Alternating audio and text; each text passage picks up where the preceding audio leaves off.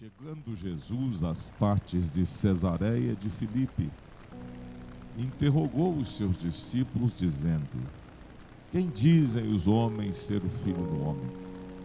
E eles disseram: uns João Batista, outros Elias e outros Jeremias, ou um dos profetas. E disse-lhes ele: E vós, quem dizeis que eu sou?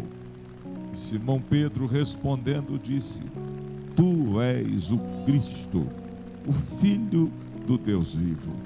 E Jesus respondendo disse-lhe: Bem-aventurado és tu, Simão Barjonas, porque não foi carne e sangue quem tu revelou, mas meu Pai que está nos céus.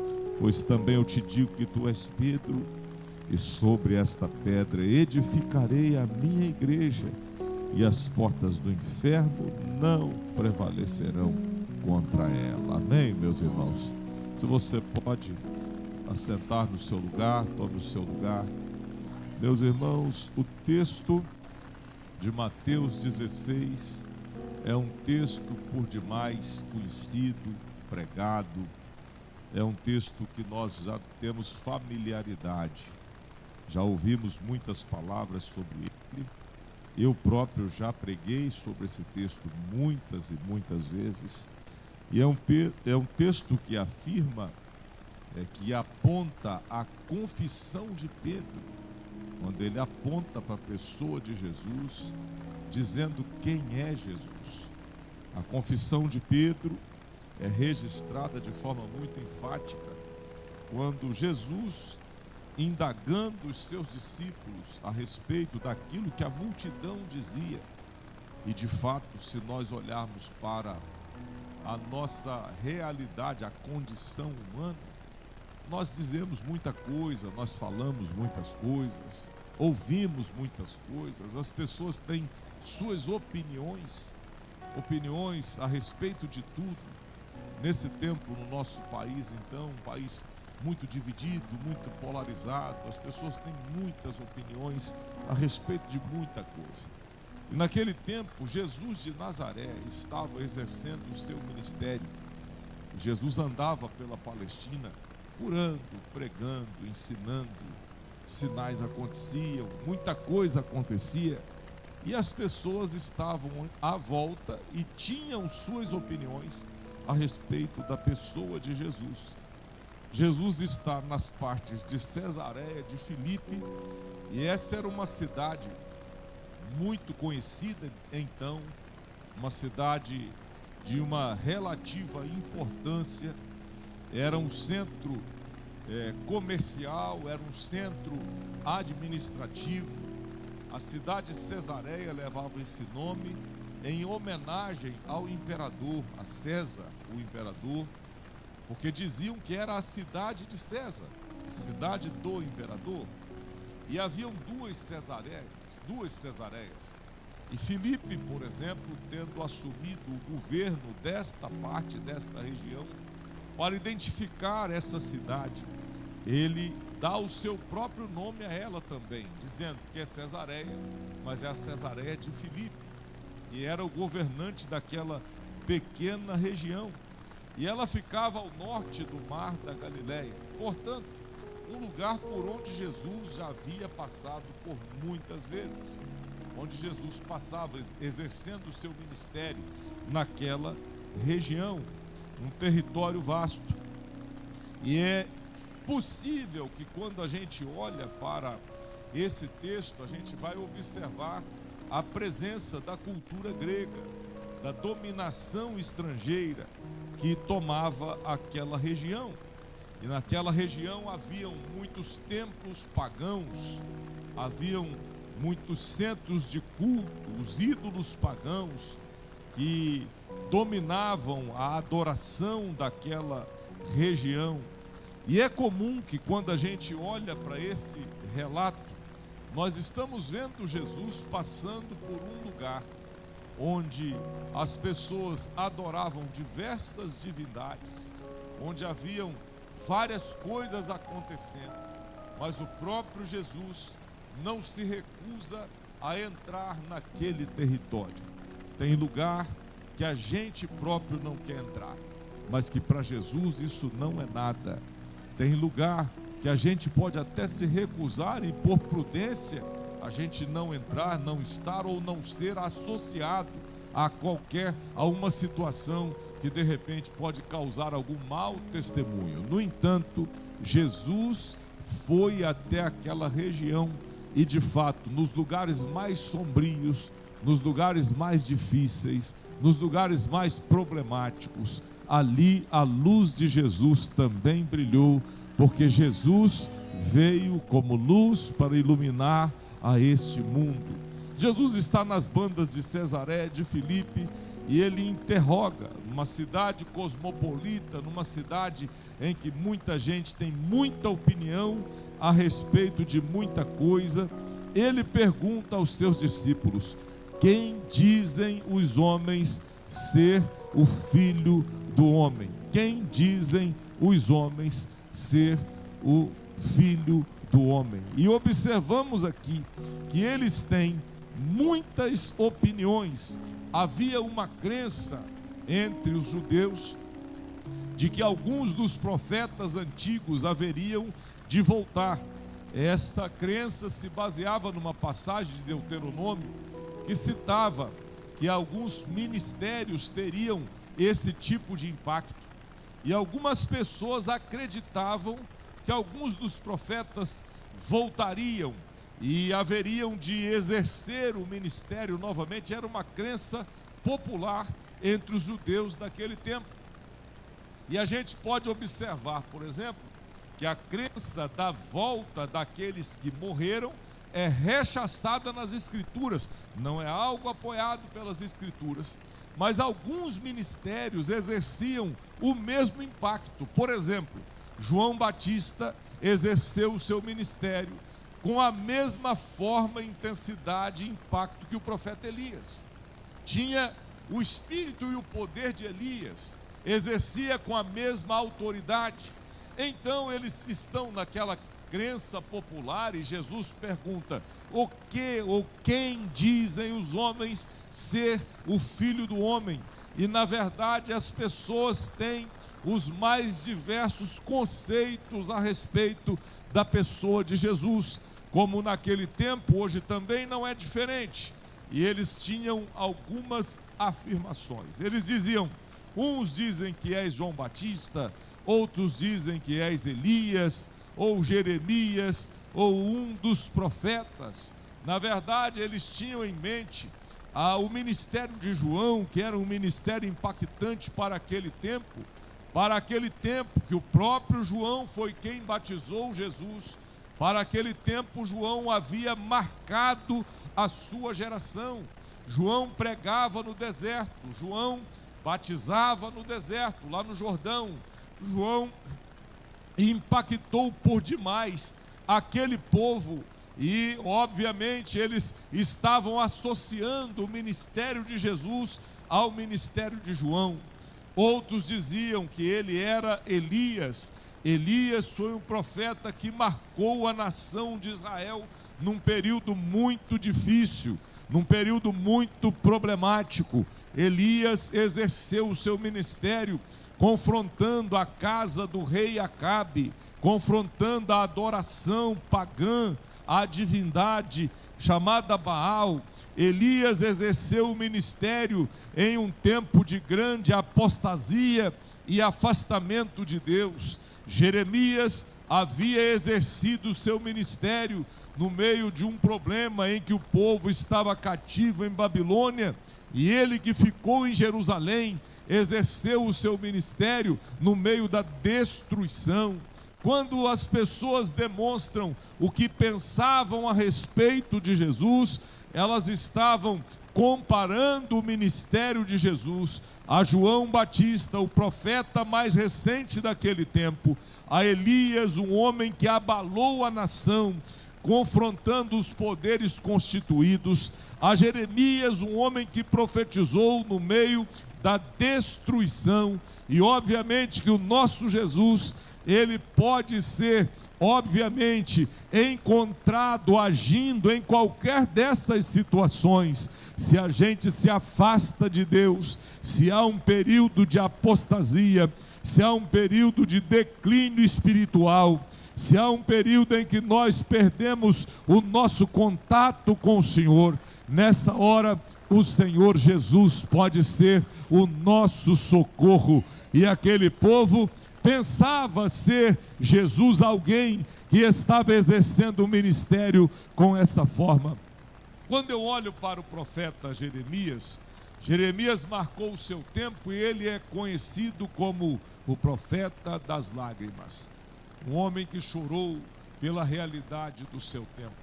O nosso Jesus também não poupou as suas lágrimas quando olhou para Jerusalém e ele chorou sobre ela, exclamando: ó Jerusalém, tu que matas os profetas. E ele diz: quantas vezes eu quis te ajuntar como a galinha ajunta os seus pintinhos, os seus filhotes. Ele fala e ele demonstra também. A gente encontra Jesus chorando até mesmo diante do túmulo de Lázaro. Jesus está a chorar. Quando eles estão falando a respeito destas aplicações à pessoa de Jesus, obviamente que os discípulos estão dizendo o que o povo fala. E o povo, ao falar, falava muitas coisas. Mas o importante aqui nesse texto é a pergunta seguinte. É o que Jesus fala: bom, eles têm as opiniões deles, mas e vocês? E vocês? Quem vocês dizem que eu sou? E vós? Quem dizeis que eu sou? Que o mundo tenha conceitos errados a respeito de Jesus, está tudo bem. O mundo pode pensar o que quiser, o mundo pode ter na cabeça o que quiser. As pessoas têm suas opiniões e terão. Que as pessoas distorçam o conceito a respeito de Jesus Cristo, isso é mais do que comum. Nós vamos encontrar no nosso tempo pessoas que pensam que Jesus é um mestre, que Jesus foi apenas um homem bom, que viveu naquele tempo, que fez milagres, que operou sinais. Vão falar a respeito de Jesus muita coisa. Algumas pessoas concebem apenas aquela questão do Jesus histórico, ou outras só espiritualizam. Bom, as pessoas têm os seus conceitos a respeito de Jesus e pode acreditar que aquilo que nós pensamos a respeito de Jesus é o que vai determinar a nossa vida por todo sempre. É importante que nós saibamos de fato quem é Jesus, que nós conheçamos de fato quem é Jesus. O profeta adverte o povo a prosseguir em conhecer ao Senhor, e a nós cristãos, nós precisamos conhecer Jesus de perto. Que o mundo distorça o seu conhecimento, isso é mais do que normal. As pessoas terão as suas ideias desse mundo em que as pessoas, cada um admite a sua própria verdade, acredita no que quiser, e a verdade, meus irmãos, para nós ela não é relativa. Para nós a verdade tem um nome, para nós a verdade tem um dono, para nós a verdade é uma pessoa, para nós a verdade ela tem um símbolo, e é Jesus. Jesus é o caminho, Jesus é a verdade, Jesus é a vida, Ele é a verdade em todo o tempo. Para aquele momento, eles acreditavam que um dos profetas havia voltado, a crença popularizada, mas não era nada disso que estava acontecendo. Era o Deus vivo, o Filho que havia descido do céu, era o próprio Deus que estava com eles. Não era um profeta que havia voltado, era o próprio Deus habitando entre eles, mostrando-lhes a sua glória. Quem vocês dizem que eu sou? Para as pessoas, Jesus pode ser qualquer coisa. Para nós, Jesus é o mais precioso. E eu me lembro do hino 196 da harpa cristã, que é um hino conhecido e era da predileção do pioneiro da nossa igreja, o missionário Daniel Berg. Há um áudio que foi gravado em Santa Catarina, dele ainda bem velhinho, e ele cantando: precioso para mim é Jesus. Precioso para mim é Jesus, eu confesso na vida e na morte que tudo para mim é Jesus. O mundo pode pensar o que quiser, pode afirmar o que quiser, nós continuaremos dizendo que para nós Jesus é precioso, que para nós Jesus é tudo, que para nós Jesus é o Senhor, que para nós Jesus é o nosso tesouro. E ele pergunta: e vós quem dizeis que eu sou? E aí, meus irmãos, ali estão os 12. Eles estão diante de Jesus. Esses homens andaram com Jesus mais de 3 anos, estiveram com Jesus em várias situações. Se você observar o contexto, você vê, quando você estuda o Evangelho de Mateus, quando pegamos o capítulo 15, por exemplo, Jesus ensina sobre a pureza interior. Lá no versículo de número 21, Jesus expulsa o demônio de uma menina. No versículo número 32, Jesus alimenta uma multidão. No capítulo 16, versículo 1, os líderes religiosos reclamam um sinal. Esses homens haviam estado com Jesus em várias situações. Eles haviam estado com Jesus na tempestade, na multiplicação dos pães, na cura, na libertação de pessoas. Eles haviam visto Jesus fazer muitos sinais. Que o povo tenha as suas ideias, está tudo bem, mas para eles Jesus está perguntando: e vocês, quem vocês dizem que eu sou? Aqueles homens haviam não só ouvido, eles haviam visto Jesus fazer os seus sinais. Eles não só ouviram falar, eles sabiam, porque presenciaram alguns sinais que Jesus houvera feito. E nessa hora todos eles estão em silêncio, e Pedro, que é o mais atirado, é aquele que mais se apresenta, que tinha comportamento de liderança, Pedro toma a iniciativa de responder quem é Jesus. É óbvio que você está sentado num culto nessa manhã de frio, e você pode ter uma visão de Jesus de acordo com a sua circunstância. Pode ser que nessa semana Jesus tenha entrado em alguma causa específica da sua vida, e a sua visão de Jesus esteja restrita àquela situação. Talvez, se a gente perguntar para o enfermo que escapou da morte quem é Jesus, ele vai dizer: Jesus é o médico dos médicos. Se a gente perguntar para alguém que escapou de um acidente por 1 milésimo de segundo, ele vai dizer: Jesus é o que livrou a minha vida. Se a gente perguntar para uma família que estava em crise, que Jesus entrou e a crise acabou, ele vai dizer: Jesus é quem cuidou da minha casa, cuidou da minha família. Mas nós podemos dizer com toda a nossa voz, com o maior som da nossa garganta: Jesus é tudo para a nossa vida, Jesus é tudo na nossa casa, Jesus é tudo na nossa história, Jesus é tudo para mim. Quem pode levantar as mãos e adorar ao Senhor? Glória a Deus, glória a Deus, glória a Deus. E vós quem dizeis que eu sou? Pedro, inspirado com a revelação que vem do céu, Pedro não fala de circunstância. Pedro poderia dizer: Senhor, o Senhor é quem alimenta a multidão, o Senhor foi quem me tirou das águas, o Senhor foi quem me ajudou. Ele poderia dizer várias coisas, mas diz assim: Tu és o Cristo, Tu és o Cristo, o Filho do Deus vivo. E aí é um convite que eu quero te fazer nessa manhã, que a gente precisa ter o conceito certo a respeito da pessoa de Jesus. Jesus não é só aquele que resolve o problema, Jesus não é só o socorro embora isso tudo aconteça, embora seja maravilhoso saber que Ele cuidou de você, cuidou da sua família, que Ele curou a enfermidade, que Ele fez, mas nós não seguimos a Jesus por aquilo que Ele faz.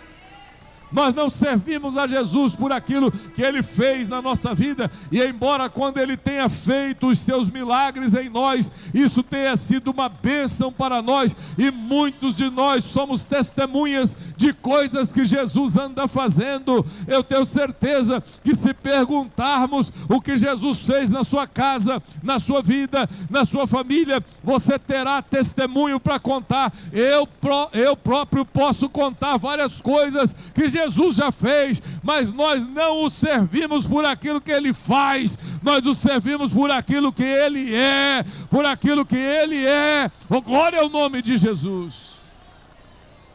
Aleluia. O conceito distorcido a respeito da pessoa de Jesus pode levar a pessoa à perdição. Quando alguém não entende o conceito correto de quem é Jesus, isso pode custar a sua eternidade. É importante saber quem é Jesus, ter o conceito correto a respeito de Jesus, crer na revelação correta a respeito da pessoa de Jesus. Não, Jesus não é apenas um líder, não, Jesus não é apenas um mestre do passado, não, Jesus não é apenas um bom homem, embora essas coisas pudessem caracterizá-lo, isso não é o que o define. Não, Jesus não é uma imagem no canto da sala, Jesus não é um nome no boné, ou na camiseta, ou no para-choque do caminhão, ou no para-brisa do carro. Não, Jesus não é apenas o nome da nossa cidade. A gente aqui diz que Ele é o bom Jesus, e embora a gente saiba que Ele é bom mesmo, Ele é bom mesmo, Ele é precioso mesmo, mas Ele não é só isso, Ele é muito mais do que isso, e crer no conceito correto é o que leva-nos ao resultado correto. Glória a Deus, glória a Deus. Está sentindo a presença de Jesus aqui?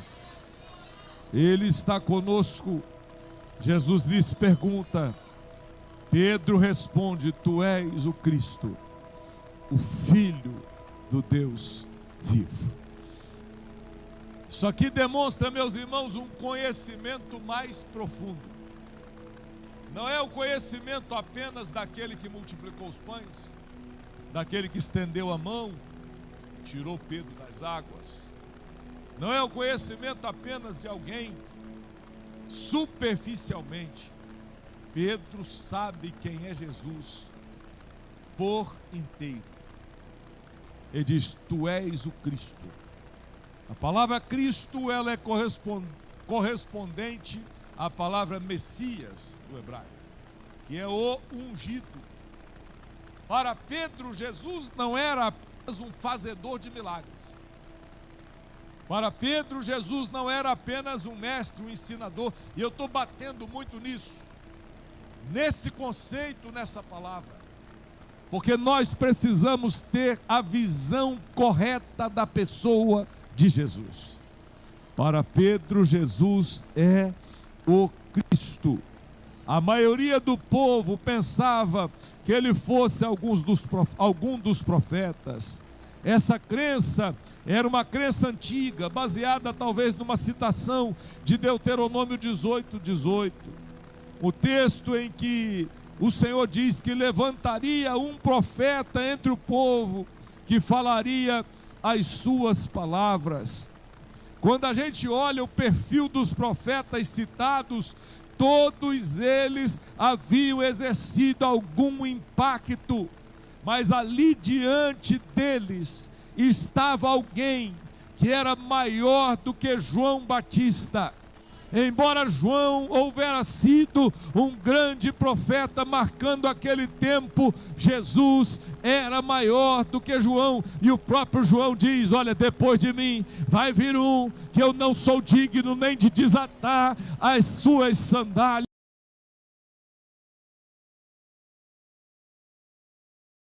O profeta Elias, embora Elias tenha exercido um impacto muito grande, ali diante deles estava alguém que era maior do que o próprio profeta Elias. Elias confrontou a sua geração. Jesus veio e veio para trazer aquilo que nenhum dos profetas podia ter trazido. Jesus veio trazer a salvação. Elias exerceu o impacto local. Jesus é o Salvador do mundo, é o Senhor da glória. Ele veio para fazer muito mais.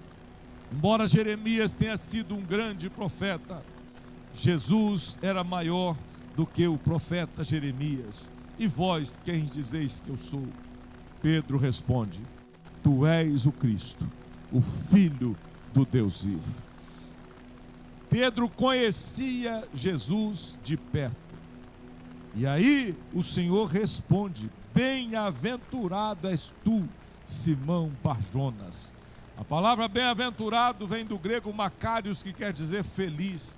Diz assim: feliz é você, Simão, porque não foi a carne nem o sangue que te revelou isso, mas o meu Pai que está nos céus. E aí, meus irmãos, a gente pode entender a importância de ter a íntima comunhão com Cristo, a importância de estar sempre aos pés do Senhor, a fim de que todo o nosso conhecimento, tudo aquilo que sabemos, tenha estreita comunicação com aquilo que Deus quer nos ensinar.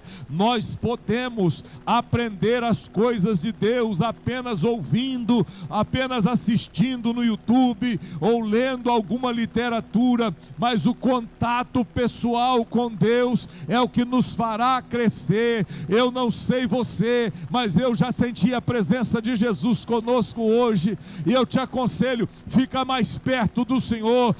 Estamos num tempo de correria, em que a gente não guarda tempo para orar, ou não guarda tempo não reserva o tempo para ler a palavra de Deus, e acabamos tendo um conhecimento superficial das coisas de Deus. Hoje, nesta manhã, o Senhor nos trouxe aqui para que nós não só conheçamos a teoria, o que falam, o que acham, mas que a gente conheça Jesus de perto, que a gente chegue perto dele e o conheça. Pedro responde: tu és o Cristo, tu és o ungido, tu és o Messias, tu és o Filho do Deus vivo. E ele aqui afirma a identidade de Jesus. Vamos comigo. Se alguém se diz filho do homem, é porque ele tem a natureza humana. Filho de Deus tem a natureza de Deus. Se você perceber aqui, a palavra filho está com letra maiúscula. Ele é o filho.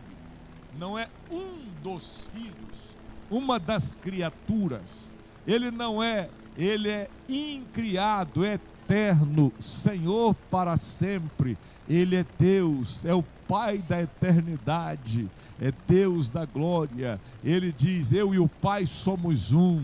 É esse Jesus que está sendo revelado ali por Pedro. Não é uma pessoa apenas, é o Filho de Deus, o próprio Senhor. Pedro, quando demonstra esse conhecimento a respeito de Jesus, e Jesus lhe responde dizendo que ele é bem-aventurado, Jesus diz como foi que Pedro teve esse conhecimento. Foi uma revelação do próprio Pai.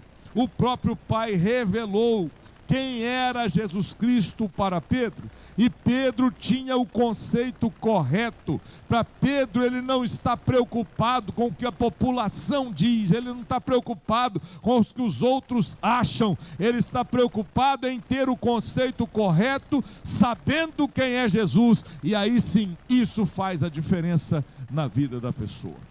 O que faz a diferença para nós? Aplicando a palavra a esta manhã, a este culto, a diferença para nós é que Jesus não é apenas alguém da história. A diferença para nós é que Jesus está vivo e é o Senhor da nossa vida. A diferença para nós é que Ele é o Filho de Deus que desceu do céu. Já o Filho de Deus é descido do céu, a obra perfeita na cruz consumou, diz o velho hino da harpa. Para nós, Jesus é o Filho de Deus que desceu do céu.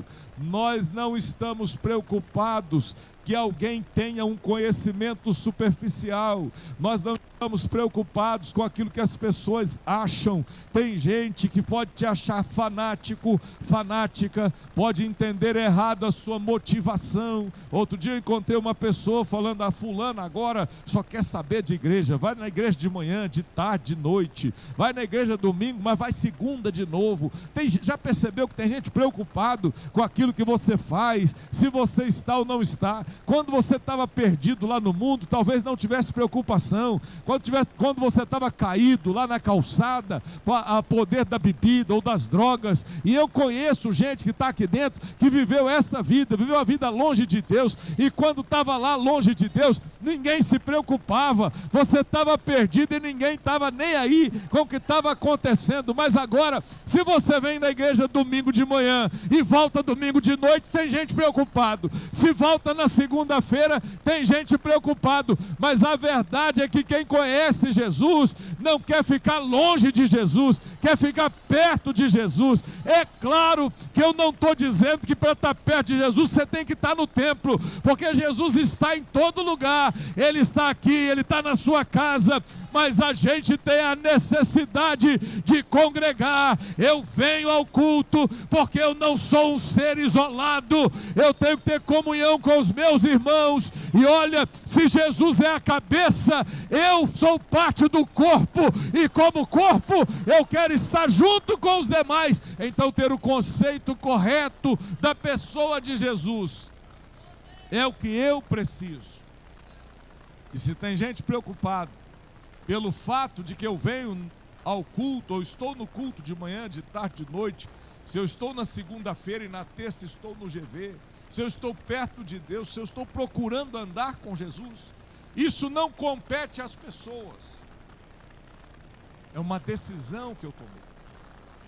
É uma decisão que você tomou, de ficar mais perto de Jesus. Mais perto de Jesus a cada dia. Doutor A.W. Tozer escreveu um livro, e nesse livro ele fala sobre proximidade e semelhança. Eu já citei isso algumas vezes também.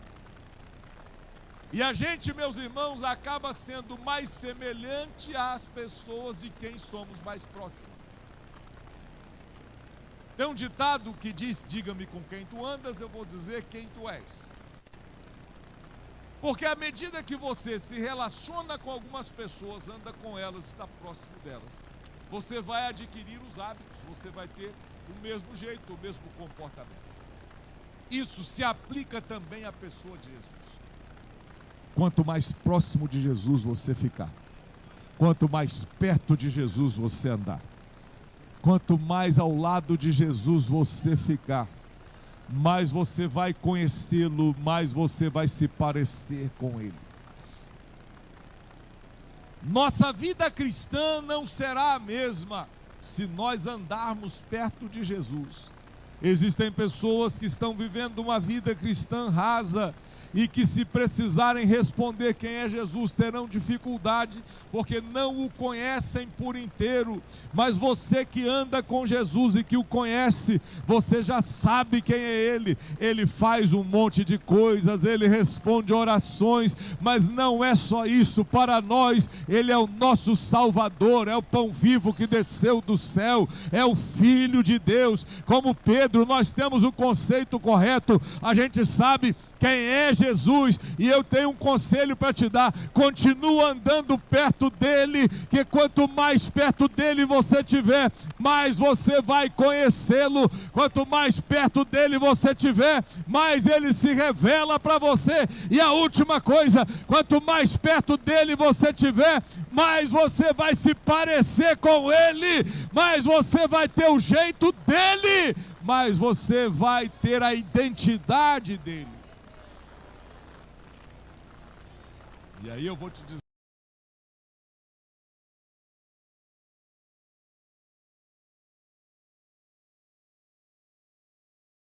criada o identifica, ela diz: você é um deles. Você é um deles. Ele falou: não sou. Ele nega Jesus. Jesus já havia dito que ele ia negá-lo. E ela insiste: não, você é um deles. Até o jeito que você fala te denuncia. Porque quem anda com Jesus vai ficar parecido com Jesus. Quem anda com Jesus vai ter o jeito. Você é cristão, não é apenas o rótulo de uma religião. Ser cristão é ser parecido com Jesus. E ser parecido com Jesus em casa, na rua, lá no trabalho, onde você está, nos seus negócios, nos seus relacionamentos interpessoais, no relacionamento conjugal, em qualquer área, você tem que ser parecido com Jesus, porque se você conhece Jesus, se você recebeu Jesus, você precisa refletir a pessoa de Jesus. Quem é Jesus para você? E a pergunta, ela se fecha em nós, porque o mundo vai conhecer Jesus exatamente da forma que nós o mostramos. Foi Mahatma Gandhi, um líder indiano, que disse que ele seria um cristão se não fossem os cristãos, porque os cristãos do seu tempo davam mau testemunho. O mundo vai conhecer Jesus se nós, de fato, vivermos em Cristo e refletirmos a pessoa de Cristo. Quem faz negócio com a gente pode conhecer Jesus através de nós. Quem lida com a gente na rua pode conhecer Jesus através de nós. Quem observa os nossos relacionamentos pode conhecer Jesus através de nós. Quem observa os nossos comportamentos pode conhecer Jesus através do nosso comportamento. Quem é Jesus? E por fim, tem uma questão que deve ser considerada. Não é o que eu digo a respeito de Jesus, mas o que eu vivo a respeito de Jesus. Ah, pastor, mas você não erra, ninguém erra. Não estou dizendo isso. Quem aqui é perfeito? Quem aqui pode dizer que nunca pecou? Mas quem conhece Jesus pode já ter pecado, pode ter feito um monte de coisas. O sangue de Jesus Cristo já nos purificou. Você pode até não ser a pessoa que você gostaria de ser, mas que você não é o que você já foi, isso também você não é. Você foi transformado por Jesus. Conhecer Jesus não é só ter o conceito, é também viver aquilo que Jesus é. Não foi a carne nem o sangue que te revelou, mas o meu Pai que está nos céus. É um conhecimento pela revelação do Espírito Santo. O Espírito Santo está aqui entre nós nesta manhã. E Ele também revela para nós o conhecimento correto a respeito da pessoa de Jesus. O Espírito Santo está entre nós e Ele hoje também aplica em nós aquilo que Jesus é. E o Senhor diz assim: pois também eu te digo que tu és Pedro, e sobre esta pedra edificarei a minha igreja, e as portas do inferno não prevalecerão contra ela. Vamos comigo, meus irmãos, caminhando para o final dessa palavra. Sim, o Senhor reconhece que Pedro tem uma revelação, e aí a revelação dada pelo Pai mostra para Pedro quem é Jesus, e Pedro está firmado nesse Jesus que ele conhecia, que andava com ele, e ele diz assim: eu também te digo, Pedro, que tu és Pedro, Petrus, fragmento de rocha, e sobre esta pedra, ou seja, sobre a rocha inteira, eu edificarei a minha igreja. Há um debate dizendo, obviamente a religião tradicional diz que a igreja está edificada sobre Pedro, mas quando a gente olha o próprio Pedro lá na sua carta, ele diz que Cristo é a rocha que os edificadores rejeitaram. Se a religião popular diz que Pedro é a rocha que a igreja está edificada, o próprio Pedro diz que ele é a rocha que os edificadores rejeitaram. Sim, Pedro é um fragmento de rocha, é um pedaço de rocha. Nós somos pedras vivas, somos fragmentos de rocha que estamos firmados na rocha eterna, que é Jesus Cristo. A rocha é Jesus, a rocha é Jesus Cristo. Nós estamos firmados nesta rocha. Quando Jesus fala, ele diz: Pedro, tu és pedra, sobre esta... Vou ler textualmente o texto. Ele diz assim: pois também eu te digo que tu és Pedro, e sobre esta pedra eu edificarei a minha igreja, e as portas do inferno não prevalecerão contra ela. O que eu entendo é que eu preciso estar firmado em Cristo, que é a rocha eterna. Tem um hino antigo da harpa cristã que diz: na rocha eterna firmado estou eu. Nós estamos e devemos estar firmados na rocha eterna. Em que você tem colocado a sua fé? Em que temos colocado a nossa fé? Como temos vivido? O mundo está dando cambalhotas. Esse mundo não está apenas tumultuado, está dando cambalhotas, está se revirando. Cada hora que você para ver um noticiário, tem uma coisas estão acontecendo bem perto de nós. Se não observarmos bem, existem pessoas que acabam ficando até perturbadas com tanta coisa acontecendo ao mesmo tempo. Um dia eu estava aconselhando uma pessoa, e a pessoa estava muito perturbada, muito aflita com muita coisa. E conversando, observando como era a rotina da pessoa, eu observei, foi um tempo que tinha um programa na televisão, que era um programa terrível. Era que da época daquele Gil Gomes, né? E as notícias eram... E a pessoa ficava o dia inteiro, ela saía de uma desgraça para outra, saía de uma calamidade para outra. Aí você via, crime aqui, crime ali, problema aqui e acolá. Nós precisamos firmar a nossa vida na rocha que é Jesus. Precisamos mudar aquilo que a gente consome, aquilo que a gente está colocando na nossa mente. Tem gente colocando coisa má diante dos olhos. Jesus é a rocha, coloca os seus pés na rocha. Você vai ser alienado, vai deixar de ver as coisas? Não, não é isso que eu estou dizendo. Eu estou dizendo que você pode filtrar as coisas, porque nós não somos como aqueles que não têm esperança. A gente pode ver o mundo se abalar. O Salmo 46 diz: as nações se embraveceram, os reinos se moveram, mas ele levantou a sua voz e a terra se derreteu. O Senhor dos Exércitos está conosco. Tem desgraça acontecendo para todo lado, mas para nós basta a graça de Deus revelada em Jesus Cristo, a graça que nos sustenta. E ele diz assim: ó, tu és Pedro, sobre esta pedra edificarei a minha igreja, e as portas do inferno não prevalecerão contra ela. Tá, Jesus é a pedra, Jesus é a rocha sobre a qual nós estamos edificados. Tem desgraça acontecendo, o noticiário traz um monte de problema, mas nós temos uma notícia que breve vai tomar esse mundo. É a notícia que nós estamos esperando. O céu vai rasgar, a trombeta vai soar e Jesus vai voltar. As desgraças estão aí, mas nós vivemos pela graça de Deus revelada. E é Jesus. Quem pode levantar as mãos e dar glória a Jesus Cristo? Está sentindo a presença de Jesus aqui? Oh Deus, aleluia. Eu te digo que tu és Pedro, e sobre esta pedra eu edificarei a minha igreja. E aí, já fechei aqui. Se o mundo se abala, aquele que está firmado na rocha permanece firme.